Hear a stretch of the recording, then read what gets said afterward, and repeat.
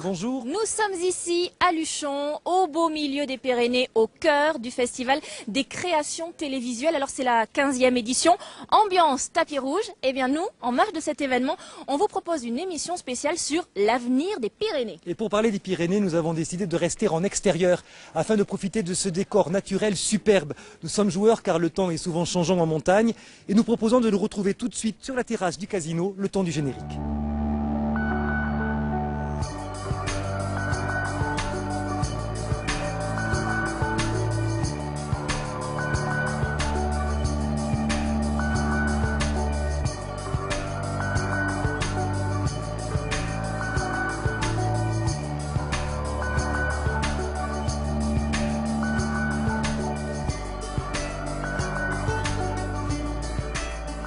Bienvenue donc dans cette émission d'une heure avant vos journaux de la mi-journée. Derrière moi, un peu dans le brouillard, les Pyrénées, un cadre idéal pour vous parler de cette chaîne qui s'étend sur 3 régions, 6 départements, plus de 1000 communes et qui compte 500 000 habitants côté français. Alors, ces montagnes, demain, à quoi ressembleront-elles? Comment vont-elles? Comment doivent-elles évoluer en matière de transport, d'économie, d'aménagement du territoire, de développement durable, d'offres culturelles? Tous ces sujets, nous allons les développer dans cette émission que j'ai le plaisir de présenter avec Léo Lamberton, déjà installé avec ses premiers invités. Au total, ils seront 10 à intervenir avec aussi des coups de gueule. En effet, pour s'interroger sur l'avenir de nos chères montagnes, nous avons fait le choix d'aller à la rencontre de Pyrénéens devenus célèbres et qui ont des choses à dire sur leur massif. On va les entendre tout de suite. Voilà pour le sommaire, Léo. Merci Léo, merci messieurs. Et la culture dans tout ça, on n'en a pas encore parlé. On va le faire avec nos 2 derniers invités, tous 2 organisateurs de festivals sur le massif pyrénéen. Claude Corré, bonjour. Vous êtes la présidente de l'association organisatrice du Festival des créations télévisuelles de Luchon, qui nous accueille ici.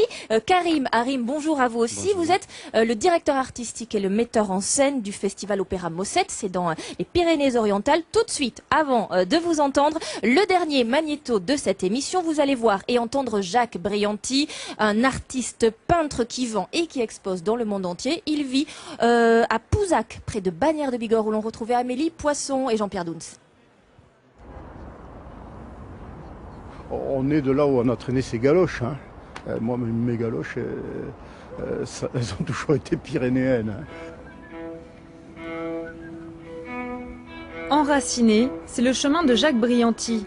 Fils d'un père italien et d'une mère espagnole, il a choisi lui de poser ses gouaches et ses tableaux à Pouzac, près de Bagnères de Bigorre.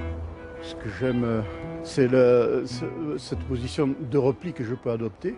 Parce que pour faire ce métier, il faut savoir aussi de temps en temps se retrouver un peu seul, un peu au silence. Son atelier est à son image prolifique. Jacques Brianti, c'est plus de 90 expositions, des centaines de tableaux et de sculptures, des commandes mais aussi des costumes et des décors de théâtre. Son regard sur la culture dans les Pyrénées est sans concession. On reste en France, dans ce pays quand même extrêmement jacobin. Tous les déplacements qui sont faits au profit des grandes métropoles. Le réseau d'art contemporain qu'on est en train de mettre en place, c'est résolument créer quelque chose qui vient du haut, qui s'en va dans des petits lieux pas bien formés, avec un public pas formé du tout, dont les décalages qu'on tentait de vouloir, on avait la prétention de vouloir les réduire. Je crois qu'on est en train de creuser le fossé. Le haricot tarbé et le porc noir des Pyrénées, c'est très bien, hein, mais ça reste dans le domaine économique et ne pas confondre cette recherche de ce qui est bien dans le terroir, toujours accroché à du produit, hein, mais essayons de déplacer un peu ce problème. Il ne faut pas grand-chose pour dire que dans ce pays, il y a des gens qui ont de l'intelligence, du savoir-faire. De la parole aux actes, à 75 ans, Jacques Brianti a fait don de 200 de ses œuvres à la ville de Bagnères pour un montant estimé à 800 000 €. On va revenir sur plusieurs points soulevés par Jacques Brianti, mais d'abord un mot de vos festivals à tous les 2. Claude Corré, honneur aux femmes. Le festival de Luchon bat son plein, c'est la 15e édition. Rappelez-nous pourquoi ce festival des créations télévisuelles a atterri à la montagne, à Luchon. parce que ce sont justement les habitants des vallées autour, de Luchon et des vallées, qui se sont pris en main pour faire connaître ce territoire et transformer ce qui pourrait apparaître comme un inconvénient, c'est-à-dire d'être loin des centres de décision, comme un avantage. C'est-à-dire qu'on propose aux professionnels de la télévision, qui est une industrie de communication, eh bien on leur propose 4 jours de projection, mais de détente, relax, pour pouvoir parler et faire du business en même temps, et nous, faire connaître notre territoire et le développer. Karim Harim, parlez-nous de votre expérience. Alors vous, c'est Opéra Mossette dans les Pyrénées-Orientales. On est en gros entre Font-Romeu et Perpignan. Comment, à ce niveau-là de la montagne, on fait? Est-ce que c'est facile d'avoir des projets culturels et de les réaliser? Bien sûr. Il y a toujours une facilité, mais il faut la volonté. La volonté à la fois du village, d'une mairie, d'une association, des gens qui ont envie de développer ça. Après, bien sûr, on offre la possibilité aux gens, avec une continuité dans le travail, de nous faire confiance et les gens se déplacent. Mais après, il y a toujours des difficultés, bien sûr, à la fois économiques, matérielles. On essaie toujours de voir la possibilité de proposer aux gens la possibilité de réaliser quelque chose, réaliser un festival, réaliser un événement culturel. Et c'est dans cette dimension-là que tout est possible quand l'humain et la volonté. Alors, on va revenir justement sur un des propos de Jacques Brianty. Il nous dit qu'il regrette ce fossé entre les élites présumées des villes et les campagnards, les montagnards qui ne comprendraient rien à l'art. Est-ce que c'est un sentiment que vous comprenez et que peut-être vous avez même expérimenté, ressenti? Karim? Non. Je pense pas. Il y a l'envie, il y a le désir de. Il faut seulement leur permettre, leur donner la possibilité. Je pense que toujours on a cette idée de dire voilà, les gens qui sont éloignés dans les montagnes, ils n'ont pas déjà la difficulté d'accès déjà à la culture ou à l'art, mais seulement quand on leur donne l'initiation, on essaye de leur encourager que ça peut exister, ils ont la volonté de continuer, de venir. Vous le dites, il y a un difficile accès à l'art. Par exemple, chacun d'entre vous. Vous êtes à combien de kilomètres ou de minutes d'une salle de spectacle, d'un lieu culturel? Mais à Luchon, il y a un cinéma qui est un cinéma d'art et d'essai. Et donc, on a... Mais pour du spectacle vivant. Alors voilà, du spectacle vivant, il faut aller à Saint-Quentin ou à Tarbes ou à Toulouse. Donc, on va dire 1 heure, 1h30. Mais c'est possible. On y va. On va même d'ici à Marcillac quand il y a des concerts. Donc, on va dire que les transports se faisant finalement plus facilement quand il y a volonté, on se retrouve. Il y a volonté quand il y a passion, quand il y a cette envie.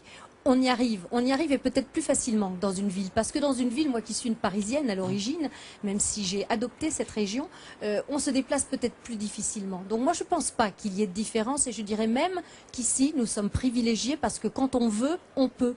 Très bien. On a entendu Jacques Brianty aussi dire qu'il allait donc léguer quelques-unes de ses œuvres à un musée de Bagnères de Bigorre. Est-ce que les artistes pyrénéens n'auraient pas des devoir envers leur territoire? Est-ce qu'ils n'auraient pas le devoir de ne pas les abandonner? Il faut rester au pays. Bien sûr, c'est plus une responsabilité. Tous ne le font pas. Oui, parce qu'il y a beaucoup de difficultés. On va pas, nous, l'expérience de l'Opéra Mossette, parce qu'il y a une volonté. Je pense que la même chose pour le festival. Mais je pense que cette difficulté, on peut essayer de la dépasser, parce qu'il y a l'envie. Et il y a une responsabilité à la fois d'ordre morale, on va dire, de dire pourquoi je ne peux pas offrir au sein d'une montagne, au sein d'un territoire, une possibilité de continuer à exister, de développer un festival ou un événement quelconque. On parle beaucoup de festivals. Jacques Brianty, lui, il dit que les festivals, c'est pas suffisant parce que ça dure pas toute l'année. Mais à travers les festivals, on crée de l'activité culturelle pour toute l'année. Si je prends l'exemple du festival de Luchon, nous avons des activités scolaires, éducation, qui se poursuivent sur toute l'année. On a 1000 jeunes qui sont sur le festival pendant cette édition. Ces 1000 jeunes, ils ont travaillé pendant plusieurs semaines, voire plusieurs mois avant le festival. Ils vont le faire après. Donc on est en train de créer. Le festival, c'est ce qui se voit, c'est la pointe de l'iceberg. Mais derrière, il y a beaucoup de choses. Et bien sûr, notre ambition à tous, associations, culturel, même si c'est un grand mot, mais tous, c'est de faire vivre le territoire, donc de le faire vivre toute l'année. C'est plus difficile, mais on y arrive. Bien sûr. C'est la même chose pour Mosset. Il y a 40 choristes qui montent de tout le département des Pyrénées-Orientales. Chaque semaine, ils ont une répétition avec un chef de chœur professionnel. C'est un développement, c'est un travail, une continuité. Et vous faites émerger des talents. Bien sûr, parce qu'on a toujours un travail avec le Conservatoire de La Haye. On développe des relations. On a des solistes qui débutent leur carrière chez nous, ce qui fait qu'il y a automatiquement aussi un retour sur le travail qu'on fait pendant toute l'année. Il n'y a pas seulement un événement éphémère qui va durer 4 jours ou une dizaine de jours. Non, il y a une continuité de travail pendant toute l'année.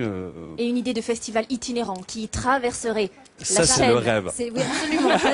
Je pense qu'on est tous d'accord. C'est le rêve. On va peut-être le faire ensemble, comme voilà. ça on fera qu'un petit bout c'est ce qu'on a du voyage. Bien voilà, sûr, je pense que on a commencé à y penser. penser. C'est ce qu'il faut faire, bien Oui. sûr. Mais le festival est le début, il y a tout un tas de choses à impulser derrière. Oui, je suis sûr et certain. On a déjà l'envie. J'espère que cette envie va se développer avec le soutien, bien sûr, de nos territoires pour créer le lien. Le message est passé. En tout cas, Oui. on a vu votre envie à tous les deux. Merci. Merci beaucoup. Merci à vous.